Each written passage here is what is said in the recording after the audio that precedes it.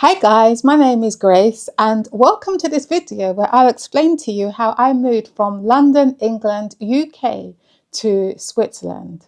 Now I have been living in Switzerland for about 5 years now, and prior to that I lived in London where I worked as a business intelligence contractor. That meant that I worked for various companies, helping them to complete projects for a period of time. It could be from 3 months, 6 months to a year. I worked for this company, support them in the project, and then I would move on. And I had my own business doing that. So about 5 years ago, I saw a similar role turn up for Switzerland for a bank in Basel. And I thought, that seems quite interesting. Now, bear in mind, at the time, I knew nothing about Switzerland and I had no intention of moving permanently to another country, especially where English was not the main language. My thought was that I will apply for this contract. If I get the role, do it for a year and then come back to England. Anyway, I applied for the role. I got it pretty much straight away. And then within 3 months, I moved to Switzerland. Not 3 months, sorry, 3 weeks. I moved to Switzerland. It was pretty quick. I packed everything that I owned in my car that was essential and drove down to Calais, France, through the ferry, down to Switzerland and moved to Basel. So I started working for this company in Switzerland and I liked it. I liked the way of life. I liked that it's laid back. I especially liked that the tax was not so high. In England, UK, you are taxed 40% of your salary, whereas in Switzerland, it was only 12%. So you can see the big difference, meaning you can save more. Now, you do pay for health insurance in Switzerland, but still it doesn't amount to the amount of tax you're having to fork out. I was having to fork out when I was working in England, London. So that was another benefit that I liked. So anyway, I worked for this company for about a year. They wanted to renew my contract, but I said no. I wanted to stay in Switzerland, but not work for the company. So I started applying for other contract roles, and I got another contract role in Zurich. This is the other side of Switzerland, the German-speaking part. And this contract was for 6 months. So I thought, great, I will now move to Zurich and I will work for this other bank for 6 months. And then at that time, that's when the whole pandemic was starting, and where I wanted to move to, I couldn't move there anymore. And I had to vacate the apartment I was currently staying in Basel within 2 days. So I quickly went on Airbnb to find something, hoping that I could just find somewhere to live for a month and then hopefully find a more permanent, stable accommodation. So I went on Airbnb and I saw this beautiful property that was on a farm that had amazing views of the lake, and the mountains, and it just looked beautiful. So I thought, wow, let me move here just for a month and then I will move to Zurich. And at that time, because of the pandemic, everyone was pretty much working at home. And even if I had to travel to Zurich, it wasn't so bad. The journey was about 45 minutes by car, which is nothing compared to the large commuting times I was doing in England. At one point, when I was living in East London, Essex, I had a contract in Middlesex, West London, sort of the other side. So I was commuting 2.5 hours each way on the London Underground. And if you know about the tube, during rush hour, it's a nightmare. You are standing up, packed like sardines. So 45-minute drive, if I had to come and go into the office, was not a big deal for me. So anyway, I moved to this apartment that was advertised on Airbnb. It was sort of on the farm and I absolutely loved it. I had like my own sort of small apartment, like cabin, and the family that owned the land, I had 4 acres of land, and the son, he lives just above me. And then the parents, they lived further down on the land. But I just loved the environment. And this family, they welcomed me. This is a proper Swiss family. They took me in as like one of their own. It was just so beautiful. I loved living there. I became sort of best friends with the son that lived above me. He introduced me to his friends, and that's how I got more acquainted with the Swiss life. And I really liked it. So that 1 month where I was supposed to stay just in that cabin turned to 2, then it turned to a year, then it turned to 2 years, then it turned to 3 years. So I was there for about 3 years and I absolutely loved it. And through that, I was able to make more friends. As I said, through the son, I was able to meet some of his friends and make friends that way. I started taking German classes and I started learning German, meeting more people that way. I also joined the app Bumble, where you can make friends through that way as well. It's not just for relationships, you can also use it for networking. And I made a few friends that way. So I was trying to build my network of friends, community, because you need that, if you're moving to another country. That always helps. And bear in mind, when I came to Switzerland, I knew nobody. So I was really happy that I was able to make friends, familiarize myself with the community that way. And so also bear in mind, I was working for this contract. I worked there for 6 months. That ended. And then I found another contract with another company, and this contract I loved because it was only 3 days a week. I was only working 3 days a week. So I was able to spend more time socializing, learning more about Switzerland, traveling. I just loved it. And the salary was pretty good because I could still survive, just working 3 days a week. In England, that would have been almost impossible. In England, I always worked full time. So I was just working 3 days a week, though my rent was a bit cheap because I became very close with the family. My rent was pretty good. I mean, it was still like sort of standard rent, but it was still pretty good. So I know that helped as well. But it was just a great way to live. And then when my contract was coming to an end with this company, they asked me to be permanent. And at that time, I had no intention of being permanent. I was like, no, it's fine. But then the big boss spoke to me and said they really wanted me to become permanent. I thought about it and I thought, yeah, I really like Switzerland. So I agreed. So I became permanent with this company. I'm still there now. And I'm now working 4 days a week, 80%, and I'm still able to save. So anyway, after 3 years of living, on this cabin, on this beautiful farm, I thought, you know what, I think I want to commit myself more to Switzerland. I'm going to try and get another apartment, a bigger apartment, and furnish it myself. Because when I was working as a contractor, I always looked for furnished apartments. I had no intention of buying furniture and then having to sell it if it was unstable, if I didn't know what I was going to do.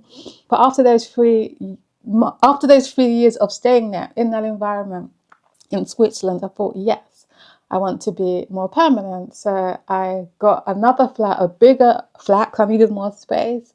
But it was only about 15 minutes walk from this farm where I was staying. So I wanted to be close to that family because they were like my family. So I got this beautiful apartment, which I love, in Switzerland. This is not the apartment. I'm in Thailand, by the way, on holiday. But yeah, so that's where I'm staying now. And I've been there for about a year and a half. Now, many people say, like, why Switzerland? Why have you moved? Like, why are you committing yourself to a country like Switzerland? Well, one of the reasons is I have a better working environment, work-life social balance. As I said, I work 4 days a week and I'm still able to save a bit. Also, the taxes are not so high. As I mentioned, in England, they take 40%, which is huge.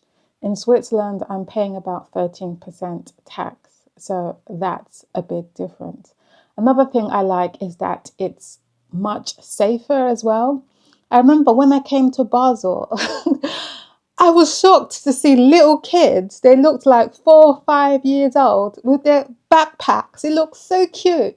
Just going to school, kindergarten, or wherever they were going to on their own. I was like, wow, that could never happen in London, England. I've never seen that. So I just loved the safety of it. Another thing I like is that it's clean as well in comparison to London, England. Now, I never noticed it. Like when you live in an environment like being in London, England, you don't notice these things. But after I was in Switzerland for a period of time and I came back to London, I was like, wow, you see just a difference, in terms of the cleanliness. Now, I know London is a old city, it's been around, it's gone through so much. But still, like, the Swiss really take pride in, like, their land, and how they keep it clean. And I really like that.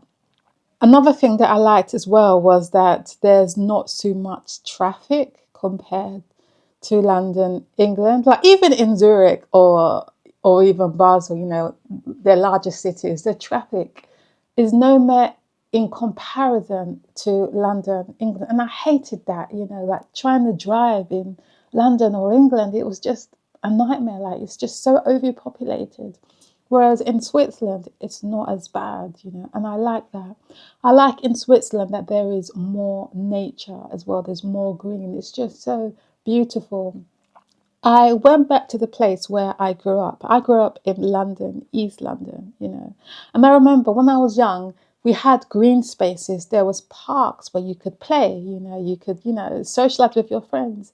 When I came back to this particular area in East London, it's like all the green space was gone.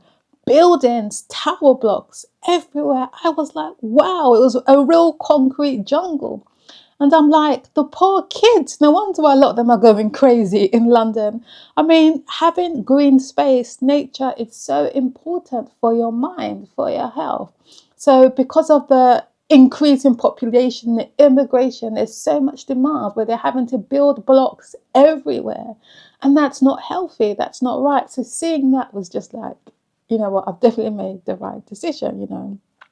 Another thing as well is that when I went to school in London, England, like from the ages of 5 to 10, there were not many ethnic minorities. I think in that school there was only like 3 black people, me being one of them, not many Asians.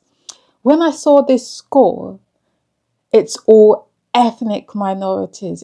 Now, there's nothing, I'm not against immigration, like my parents were immigrants. They moved to England and they had us here, their children here. But sometimes, you have to recognize when it becomes too much, this has an impact on the services. Take, for example, NHS, trying to get a doctor's appointment or even get an operation, it's an absolute nightmare. And everyone knows about this. The services are just so in demand, it's just overwhelming. They can't cope. I knew somebody who had a serious complication that needed an operation, and they were on the waiting list for a year and they couldn't wait any longer. So they had to travel overseas to do the operation. That's how bad it is. And as I said, the immigration is too high. In my opinion, it's too much. And many of the immigrants, they don't even want to integrate with the culture. They set up their own thing, whatever they want to do. And that causes clashes. So there's all of these things that are going on, and many of them abuse the system as well. The benefit system in England is so easy to be abused, and that's what's taking place now. And that's why the country is suffering so much. As I mentioned, I'm not against immigration, but it has to be the right immigration. You can't just be bringing everyone in, and they're draining the resources, taking advantages of the benefit system. It's leading to a total decline of the country. And everyone knows this, if you're there, you can see this. So all of these things are happening, and it made me realize that I really got out at the right time. I'm glad I'm living in Switzerland over England, London. The only sad thing is that my parents are still there, so I do travel to see them. But when I come to England or London, it's hard for me to stay for long periods of time. After 3 or 4 days, I just want to get out. That's how I feel, because there's just something about it that's just, for me, it's just draining. Yes, it's nice because in England you have everything that you need. The shops are open 24/7. It's not really like that in Switzerland. You have to get accustomed to that. But still, for me, I think it's just their whole way of doing things is just a bit more organized and a bit more better. Now, Switzerland's not perfect. It has its problems. Maybe I'll speak about that in another video. But I'm saying I think the quality of life that I'm experiencing in Switzerland at this moment is just much better than London, England. Another thing as well is that this is everywhere, I guess. This is not just England, London, but this is just something to think about as well, is that when I left university, I left only in £10,000 debt. It's all paid off. I did another IT course for 5,000. So all in total, my schooling was £15,000 debt. But But now I'm looking at, and this is just not England, this is just a general thing I would say, this is everywhere, I guess, is that I'm looking at the kids now that who are finishing university, and they are leaving in like 50,000 debt, 100,000 debt. To me, that's criminal. You haven't even started your life now, you know. Because when I think back at my, because, you know, I know that I'm talking, the reason why I'm saying this is because, you know, some of you may be wondering like, okay, Grace, you know, you was able to move to Switzerland because, you know, you have a degree, you know, you had a good job, you was able to make that transition, which is true, that helped as well. But I just want to say this now is that university, I don't think holds much value unless you're going for something really specialized. I don't think it holds as much value as it did 20 years ago. Many people are going into university and coming out with nothing. They get their degrees, but they can't get a job. They're still starting at the very bottom. I'd say times have changed. When it comes to IT, for instance, personally, I don't think you need a degree for it. Everything that I learned at university in that course, it didn't mean that I'm not applying it now. I never applied, even when I started my job, never applied it. You know, it was doing just short courses, teaching myself online, you know, which helped me master my role. And I say the same thing as well, is that like you can even just go on YouTube. It's as simple as now. Times of changing social media, and train yourself on a particular skill, and then work for a company, even for free, for a period of time. It's more important you get that working experience, learning to deal with people, you know. So you can just like train yourself, go on YouTube or something like that. Go on LinkedIn, do a course, master it, learn it, then apply for a low wage job, doing that thing so you can get that working environment and build yourself up. You will save a lot more money than going to university. Again, social media, it's easy to set up a YouTube channel, build a community, start doing videos on things that you love and that you're passionate about, and that you can set up your business that way. There's so many ways you can establish yourself as a master on the trade that you are passionate about. You don't have to go to that university route, you know, land in debt, and you still can't get yourself a job. The world is opening now through internet. And at this moment in time, you can take advantage of that. So I'm just saying this now because I know many people feel the same way about England, London. They want to get out, but they're nervous, they're scared, they're not sure what to do. I just say, you know, in life, nothing is impossible. I believe that if you put your mind to something, you can achieve anything you want. I really believe that. So if it's your desire to move to another country, to experience a better way of life than London, England, knowing that it's going a bit downhill, then by all means, train yourself on a particular skill, master it, and try find a way out that way. My sister, she was also contracting more in project management, and an opportunity came for her to work in Dubai. This was about 3 years ago. And then she called me up and she said, oh, I've got this opportunity to work in Dubai, but I'm nervous and I'm scared. And I was like, just go for it. Just do it for a year and come back. Just get that experience life outside England, London. So she went to Dubai. The plan was to maybe come back a year. She's still there 3 years, loving it.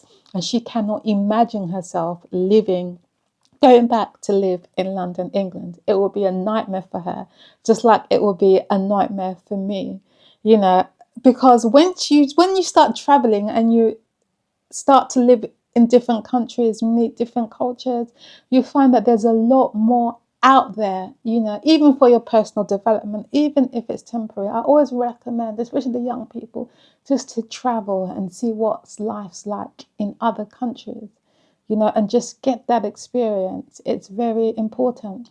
And don't be afraid to make mistakes. We all make mistakes. The most important thing is how you learn from those mistakes, you know. So, I mean, like, you know, I've made mistakes as well. This is life, you know, we're all growing, but it's how you learn and how you build yourself up. And oftentimes your mistakes can only make you stronger, you know. So I'm just saying this is that if you are in London, in England, I know there's many of you out there and you want to move and you're struggling, you know, just think about the things that I said. and start to think about positively how you can move forward that way. Another thing, I remember being in London, England about a year ago. I was speaking to a taxi driver and we were talking, and I explained to him that I now live in Switzerland. And he was like, good on you. That's one of the best things you could have done. And this is an old English man, you know, born, bred in England. And he was like, yes, the country is just going so downhill that even he wants to get out. And he plans to move to Thailand with his girlfriend, you know, and, live there permanently. That's how bad it is. And this is the thing I'm hearing over and over again. Another thing I like about my job as well, I just want to mention, is that I am now currently in Thailand. I'll be here for about 2 months. And I love the flexibility my company offers because I can, I'm having my holiday for a month. I have a month holiday. Then the other month I can work here in Thailand, you know, work abroad. So they're allowed to work abroad for 24, 25 days, which is fantastic. I never had the opportunity in London, England. They were very fixed. I love the fact that I can work 80%. I love the fact that I can manage my own time as long as I get my work done, and I always do it, and everything is fine. You know, so I just want to tell people out there, life is about living. Life is about doing things that you're passionate about. Life is about being happy in the circumstances that you're in. I think that when I was in England, London, I wasn't happy. It was just this mundane, like, routine, going on the London Underground, being stuck, just the environment, the pollution, too many people. It was just like, oh. So I'm so glad, you know, that God opened up this opportunity for me to live in Switzerland, to live in a country that I'm really happy with at the moment. I've been here for 5 years now. And if anyone knows me, they know that I always moved a lot. Even in England, I found it difficult to settle. But now I feel like I've just found this place where I feel happy and content. So I just thought I'd share that with you as a bit of encouragement. If you have any questions, please don't hesitate to leave them below. I hope this video was clear, and hopefully you will see me soon in the next video. Take care and